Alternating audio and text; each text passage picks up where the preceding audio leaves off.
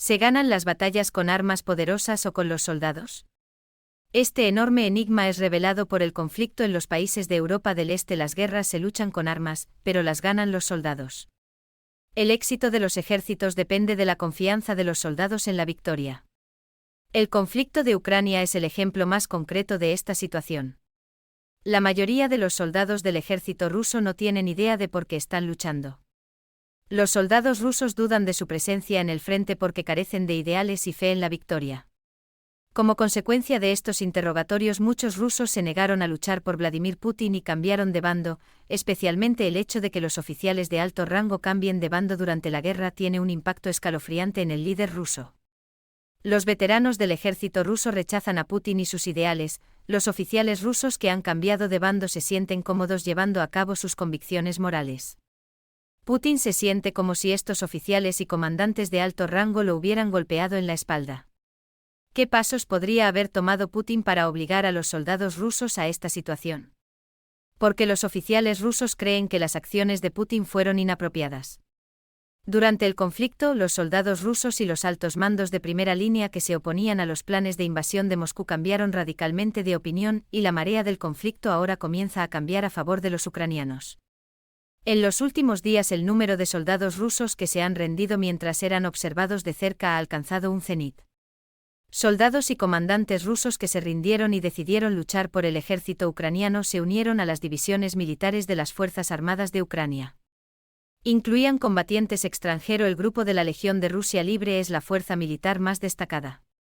En este contexto, esta legión es una unidad militar del ejército ucraniano compuesta casi exclusivamente por rusos junto con bielorrusos y otros ciudadanos internacionales.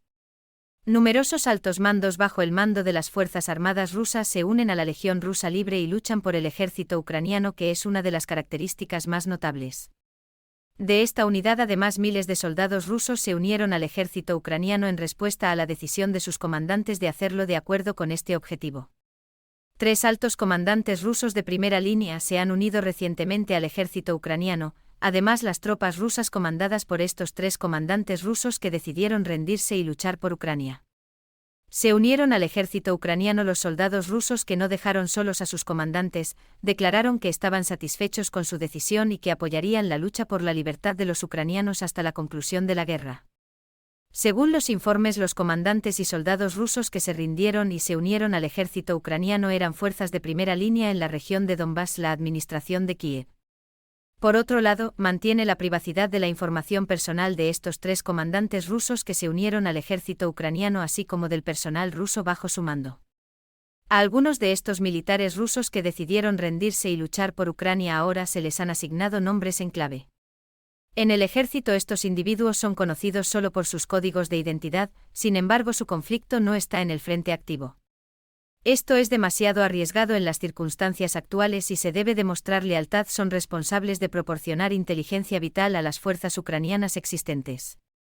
Y a la Legión de Voluntarios Rusos. Esta unidad que ahora se une al ejército ucraniano tiene una ventaja de inteligencia considerable que será utilizada por el ejército ucraniano en operaciones de primera línea activa.